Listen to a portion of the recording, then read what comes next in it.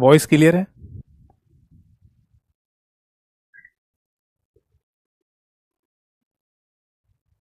Voice clear है?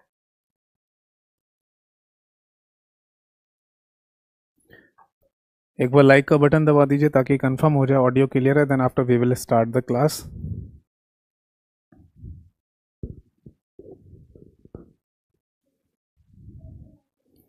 एक बार लाइक का बटन दबा दीजिए ताकि कंफर्म हो जाए ऑडियो क्लियर है। इसके बाद मैं इस क्वेश्चन को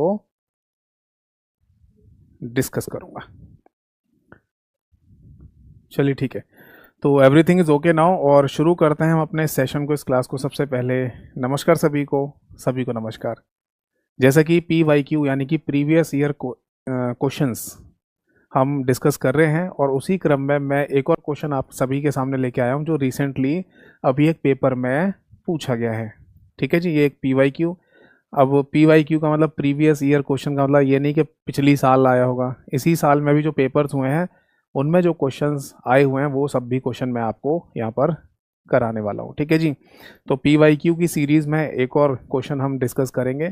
तो सबसे पहले मैं आपको ये बता दूं कि ये जो क्वेश्चन पूछा जा रहा है ये इंटरनेट नेटवर्किंग वाले चैप्टर से है। मैं हमेशा सभी लोगों को बोलता हूं कि अगर कोई इंटरनेट वाले चैप्टर को पढ़ रहा है तो उसके साथ नेटवर्किंग वाले चैप्टर को भी ज़रूर पढ़ लें, क्योंकि ये आपस में को रिलेट है, आपस में इंटरलिंक बातें हैं। ठीक है जी, तो इंटरनेट नेटवर्किंग वाले चैप्टर से ये क्वेश्चन है, चलिए डिस्कस करते हैं। देखिए क्वेश्चन में बोल रहा है कि dash is an older internet utility that lets you on to remote computer system.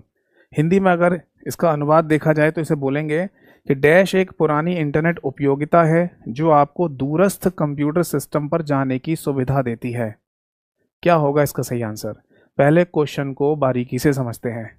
Question में पूछा गया इंटरनेट की कोई उपयोगिता, यानी इसको ऐसे भी सिंपल कर सकते हैं कि इंटरनेट की कोई सर्विस वगैरह की बात हो रही होगी, या इंटरनेट से जुड़ी एक बात चल रही है जिसमें कहा जा रहा है कि आप किसी कंप्यूटर सिस्टम को या कंप्यूटर प्रणाली को दूर से ही एक्सेस कर लें। भाई एक तो तरीका ये है कि कोई कंप्यूटर सिस्टम हमारे सामने है और हम उसे यूज़ कर रहे हैं, बट अगर कोई कंप्यूटर सिस्टम दूर, अब दूर का मतलब ऐसा भी हो सकता है कि आप इंडिया में हैं और एक कंप्यूटर सिस्टम अमेरिका में है जिसे आप इंडिया में बैठ के एक्सेस कर लें, तो ये किस तकनीक के द्वारा संभव हो सकता है या हो पाया है? तो ये जो चार ऑप्शन आपके सामने लिखे हुए हैं इनमें से आपको सही आंसर देना है। तो बेटा मैं आपको बता दूं, इस क्वेश्चन का सही आंसर होगा option B is the right answer. देखिए इस क्वेश्चन का सही आंसर है बी, जिसे हम टेलनेट के नाम से बोलेंगे। ठीक है जी, ऑप्शन में भी टेलनेट लिखा हुआ है ऑप्शन बी पर, तो ये हमारा यहाँ पर सही आंसर है। अब देखिए टेलनेट की फुल फॉर्म भी होती है। टेलनेट की फुल फॉर्म आप देखेंगे तो आपको टेली टाइप नेटवर्क भी देखने को मिल जाएगा, टेली टाइप नेटवर्क। बट कभी कभी है ना आपको टेली टाइप नेटवर्क के साथ साथ टेली कम्युनिकेशन नेटवर्क भी देखने को मिल सकता है। ठीक है जी, तो मैं दोनों ही लिख देता हूँ यहाँ पर, टेली टाइप नेटवर्क भी बोल देते हैं और टेली कम्युनिकेशन नेटवर्क भी इन सम केसेस इसको बोला जाता है, कहा जाता है। ठीक है जी, इसमें पहली प्रायोरिटी हम टेली टाइप नेटवर्क को ही देंगे। ठीक है, टेलनेट। तो ये तो हो गया इसका सही आंसर। अब मैं इसके बारे में थोड़ा सा डिटेल में आपको बता दूं कि टेलनेट एग्जैक्टली है क्या। टेलनेट बेसिकली एक प्रोटोकॉल का नाम होता है और इसे रिमोट एक्सेस प्रोटोकॉल के नाम से जाना जाता है। Remote access protocol. ठीक है जी, अगर हिंदी में इसे प्रॉपर कहा जाए तो बोलेंगे दूर से उपयोग, या ऐसे लिखिए दूर से किसी कंप्यूटर प्रणाली को उपयोग में लाई जाने वाली प्रोटोकॉल। दूर से कंप्यूटर प्रणाली को, दूर से कंप्यूटर प्रणाली को उपयोग में लाई जाने वाली प्रोटोकॉल, लाई जाने वाली प्रोटोकॉल्स, और इन्हीं को क्या कहा जाता है? इन्हीं को हम रिमोट एक्सेस प्रोटोकॉल के नाम से बोल देते हैं। ठीक है जी, अब यहाँ पर सबसे पहला नाम आता है दैट इज टेलनेट का, तो मैं टेलनेट को वंस अगेन दोबारा से लिख देता हूँ।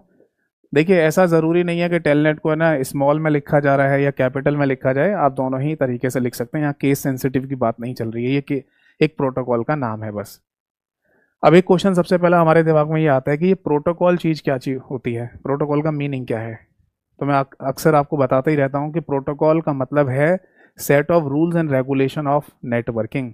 यानी अगर हम किसी नेटवर्किंग के नियमों के समूह को देखें तो उसे प्रोटोकॉल के नाम से ही बोला जाएगा। एग्जैक्ट डेफिनेशन भी यही है कि rules and regulation of networking.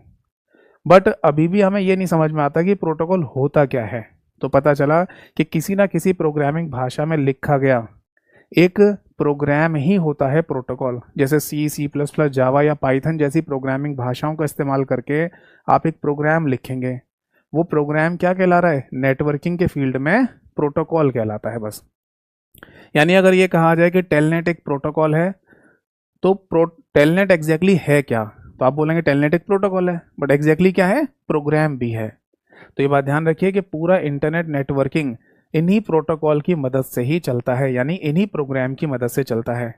तो आप ऐसे भी याद रख सकते हैं कि पूरा इंटरनेट नेटवर्किंग को चलाने के पीछे कोई ना कोई प्रोटोकॉल ज़रूर लिखी होती है, हर एक छोटे से छोटे काम के लिए। इस बात को मैं ऐसे बोल सकता हूँ कि इंटरनेट नेटवर्किंग का अगर कोई तिनका भी एक जगह से दूसरी जगह तक मूव करता है तो उसके पीछे कोई ना कोई प्रोटोकॉल लिखी होती है, यानी प्रोग्राम लिखा होता है। ठीक है जी।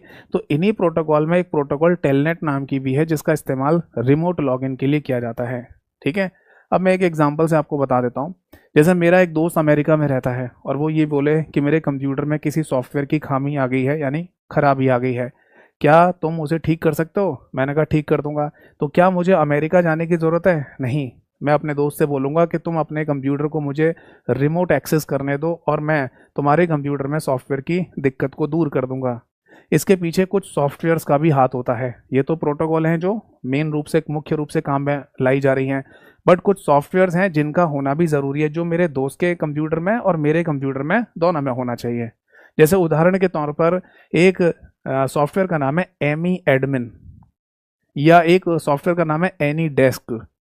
ठीक है, तो ये जो सॉफ्टवेयर्स हैं ये दोनों कंप्यूटर में होने चाहिए, तभी आप है ना इंडिया से अमेरिका वाले कंप्यूटर को या अमेरिका से इंडिया वाले कंप्यूटर को एक्सेस कर सकते हैं दूर से ही, इंटरनेट के माध्यम से।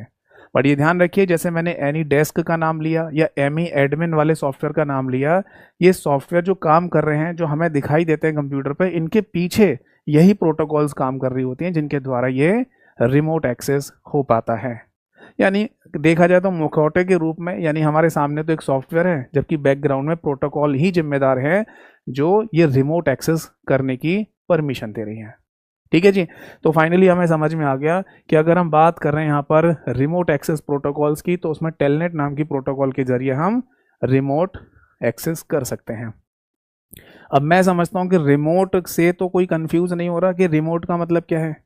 अगर अभी भी कोई रिमोट शब्द को क्लियर नहीं कर पा रहा है तो मैं बता दूं, रिमोट का मतलब दूरी से है, डिस्टेंस है। आप ये मत समझ लेना कि हमारे टीवी या एसी का जो रिमोट कंट्रोल होता है उसकी बात चल रही है। या रिमोट का मतलब है डिस्टेंस या दूरी। ठीक है जी।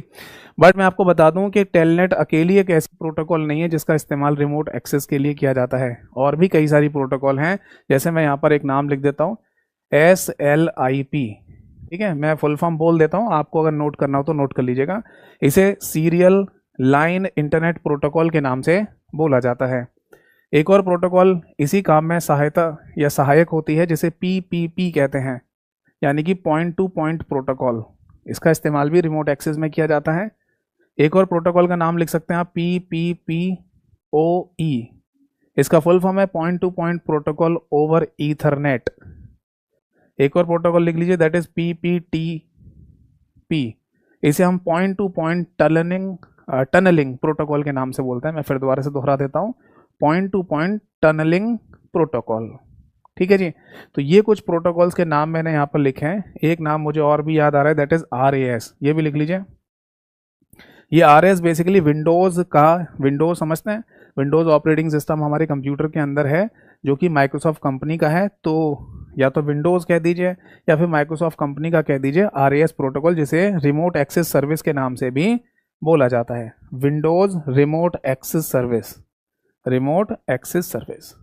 ठीक है, तो एक बार मैं फिर से दोहरा देता हूं आप सभी के सामने कि टेलनेट, फिर स्लिप, इसका फुल फॉर्म था serial line internet protocol, point to point protocol, point to point protocol over ethernet, point to point tunneling protocol, और विंडोज़ रिमोट एक्सेस सर्विसेज, ये सारी प्रोटोकॉल्स इस्तेमाल में लाई जा सकती हैं रिमोट एक्सेस के लिए। ठीक है जी, ये तो था इस क्वेश्चन का सही आंसर और करेक्ट एक्सप्लेनेशन। अब आ जाते हैं बाकी के ऑप्शंस पर। देखिए बाकी के ऑप्शन ए पर क्या लिखा हुआ है। ऑप्शन ए पर लिखा हुआ है दैट इज वेब सर्वर। इस वेब सर्वर का एग्जैक्टली मीन क्या है मैं आपको समझा देता हूँ। देखिए सिंपल सी अगर डेफिनेशन की अगर हम बात करें what is the mean of web server, तो वेब सर्वर का मीनिंग है कि एक ऐसा कंप्यूटर सिस्टम जो आपकी वेबसाइट्स को होस्ट करने का काम करे। यानी हमने एक ऐसी कंप्यूटर प्रणाली बनाई है जो हमारी वेबसाइट को इंटरनेट के माध्यम से और कंप्यूटर तक पहुंचाए। अब ऐसा ज़रूरी नहीं है कि हम कोई वेबसाइट बनाते हैं वो वेबसाइट हमारी कंप्यूटर में रहे, ऐसा नहीं हो सकता। तो हमें इन वेबसाइट को इंटरनेट के माध्यम से और सारे कंप्यूटर तक पहुंचाने के लिए किसी न किसी वेब सर्वर की ज़रूरत पड़ती है।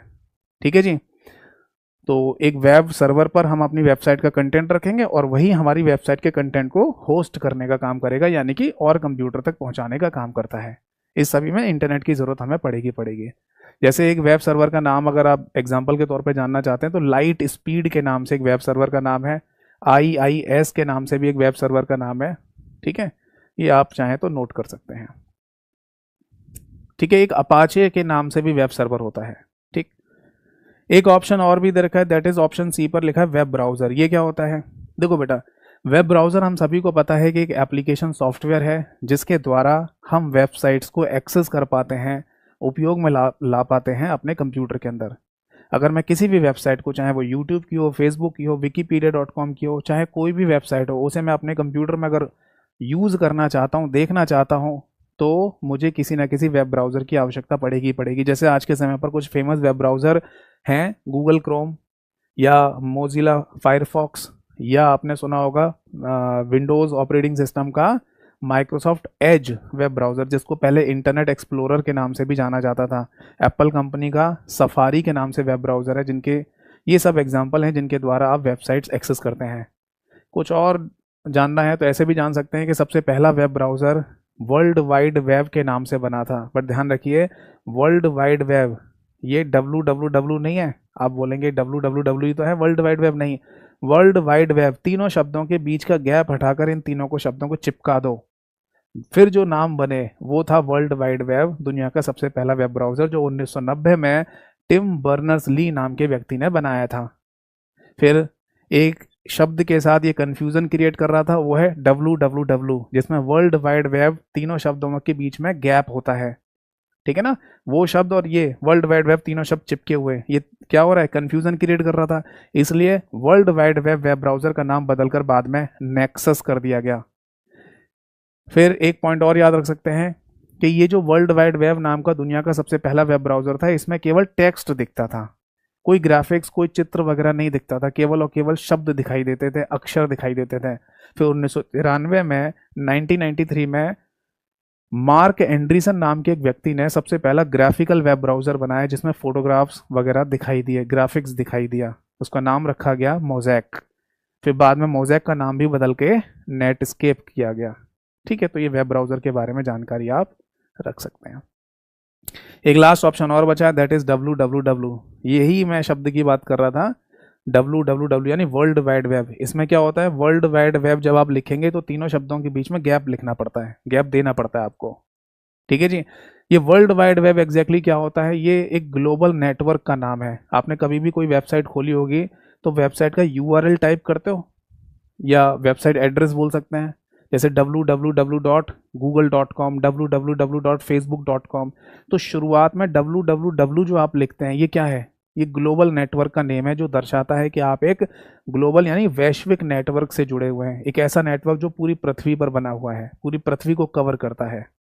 ठीक है, इस ग्लोबल नेटवर्क यानी www का जो इंट्रोडक्शन है वो टिम बर्नर्स ली नाम के व्यक्ति ने ही दिया था 1989 में।